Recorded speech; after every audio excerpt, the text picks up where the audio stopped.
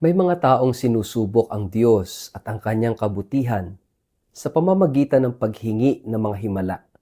Subalit may mga taong sadyang malalim ang tiwala sa Diyos kahit walang himala.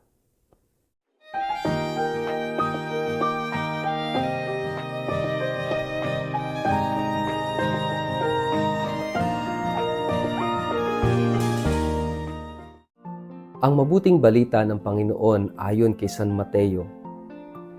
Pagpasok ni Jesus sa Capernaum, lumapit sa kanya ang isang opisyal ng hukbong Romano at nakiusap, "Ginoo, ang aking katulong ay naparalisado. Siya po'y nakaratay sa bahay at lubhang nahihirapan." Sinabi ni Jesus, "Pupuntahan ko siya at pagagalingin." Ngunit sumagot sa kanya ang opisyal, "Ginoo, hindi po ako karapat-dapat. Napuntahan pa ninyo sa aking bahay. Sabihin lamang po ninyo at gagaling ang aking katulong. Ako'y nasa ilalim ng mga nakakataas na pinuno at may nasasakupan ding mga kawal. Kapag inutusan ko ang isa, pumunta ka roon, siya'y pumupunta. At ang isa naman, halika, siya'y lumalapit. Kapag sinabi ko sa aking alipin, gawin mo ito, ginagawa nga niya iyon."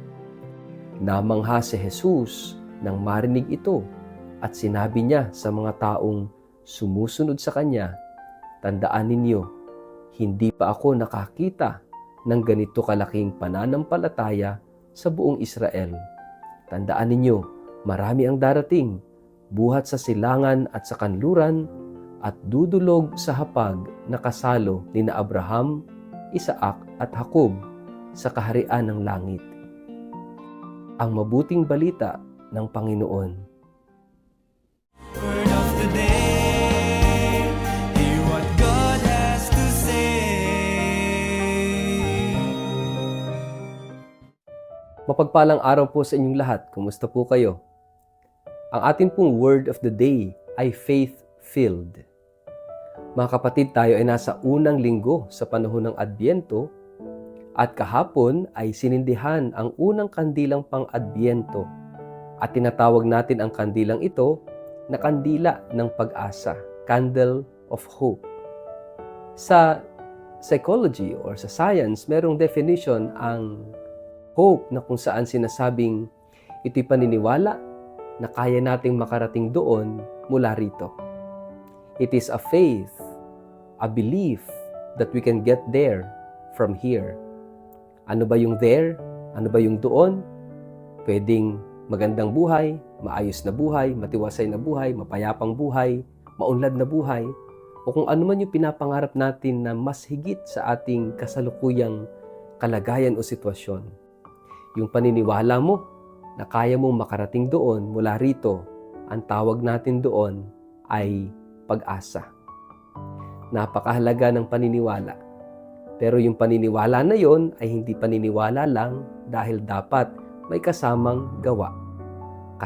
Kaya nga yung napakahalaga nung step-by-step process o ano yung mga steps na dapat nating gawin para makarating tayo doon kasabay nung paniniwala. No? Kasi yung paniniwala, it is the motivation. It is the inner strength na magpupush sa atin para humakbang ng pasulong patungo doon sa ating pinapangarap na sitwasyon, pinapangarap na buhay. Pero the bottom line is, napakahalaga ng faith, pananampalataya, paniniwala. Tulad ng kwento sa ating gospel ngayong araw na ito, itong Roman centurion ay lumapit kay Jesus at sinabing yung kanyang alipin ay may sakit, may malalang karamdaman, na paralisado. Si Jesus gustong pumunta sa bahay niya pero alam nitong Roman centurion na si Jesus bilang isang Hudyo ay hindi dapat pumasok sa sarili niyang tahanan. Dahil may paniniwala ang mga Hudyo na kapag ang isang Hudyo ay pumasok sa bahay ng isang hintil, sila'y magiging marumi. At kung gamitin niya ang mga gamit ng mga hintil, sila'y mahahawahan ng karumihan. Ganun ang kanilang paniniwala. Kaya si Jesus nag-volunteer na pumunta sa bahay niya. Pero ano sabi niya? "Panginoon, hindi ako karapat-dapat. Sabihin mo lang at gagaling ng aking alipin." Diba? Kapag tayo ay nangungumunyon, bago natin tanggapin si Jesus, ano ang sinasabi natin? "Panginoon, ako'y hindi Marapat na sa'yo'y tumanggap. Ngunit sa isang salita mo lamang ay gagaling na ako.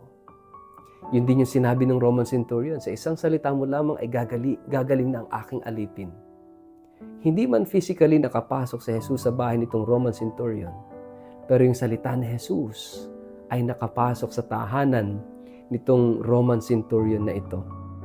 At ganoon din po sa ating buhay, mga kapatid. Napakahalaga yung ganoong paniniwala. Napakahalaga na yung paniniwala na yon ay nagbibigay sa atin ng pag-asa. Because faith helps us. Ito yung inner and driving force natin para marating natin yung ating mga minimiti, yung ating pinapangarap. Sa kwentong ito sa gospel, yung pananampalataya nitong Roman centurion ang naglapit sa kanya kay Jesus at si Jesus naman ang naggawad ng kagalingan sa pamamagitan ng kanyang salita. Hope is the faith, the belief that I can get there from here. Magandang simulan po natin ang panahon ng Adbyento sa pag-asa. Pero saan ba nanggagaling yung pag-asa? Sa malalim na pananampalataya, malalim na paniniwala.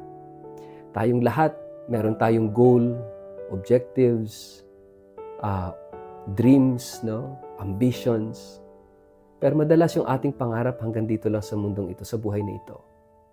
Mga kapatid, ngayong araw na ito, dinadala tayo sa mas malaking pangarap, sa mas malaking layunin. At ano yon? Yung buhay na walang hanggan. Yon ang ultimate dream natin.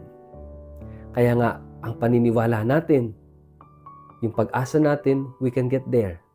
Makakarating tayo sa buhay na walang hanggan from here. Ano ba yung here?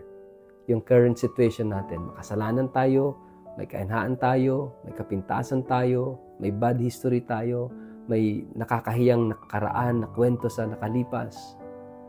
But do not lose hope. Huwag tayong mawawala ng pag-asa.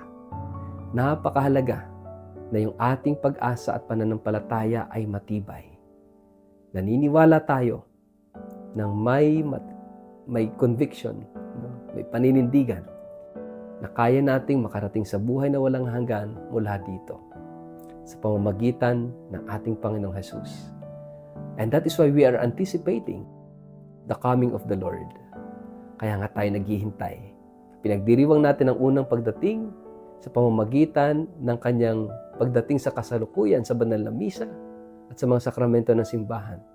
At ating inaasahan ang kanyang muling pagbabalik para tayo ay puspusin ng pag-asa at yung pag-asa natin ay dalhin niya sa kaganapan. At yan ay sa buhay na walang hanggan. Sa ngalan ng Ama, ng Anak at ng Espiritu Santo. Amen. Ama naming Diyos, puspusin mo kami ng pag-asa at puspusin mo rin kami ng pananampalataya. Amen. Pagpalain po kayo at ingatan ng makapangyarihang Diyos, Ama at Anak at Espiritu Santo. Amen.